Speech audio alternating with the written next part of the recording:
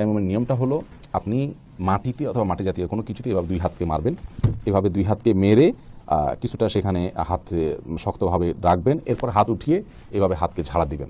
হাতকে ঝাড়া দিলে ধুলাগুলো পড়ে যাবে। এরপর আপনার মাথার চুলের এই যে গোড়া এখান থেকে নিয়ে পুরো মুখমণ্ডলে আপনি মুছবেন। সেটা অজুতে যে জায়গাগুলো ধুইতে হয় সেই জায়গাগুলোতে আপনি হাতকে মুছাবেন, সেখানে পৌঁছাবেন, বাস সব জায়গাগুলোতে পৌঁছানো হলে আপনার তায়াম্মুমের অর্ধেক কাজ শেষ, 50% কাজ শেষ। আর বাকি 50% কাজের জন্য আপনি আবার হাত মারবেন এভাবে মাটি বা মাটি জাতীয় কোনো কিছুতে, এরপর উঠিয়ে আবার এটাকে ছাড়া দিয়ে আপনার হাত মাসা করবেন। হাত মাসা করার ক্ষেত্রে কোণে পর্যন্ত করবেন না কবজি পর্যন্ত করবেন, দুটি মত রয়েছে।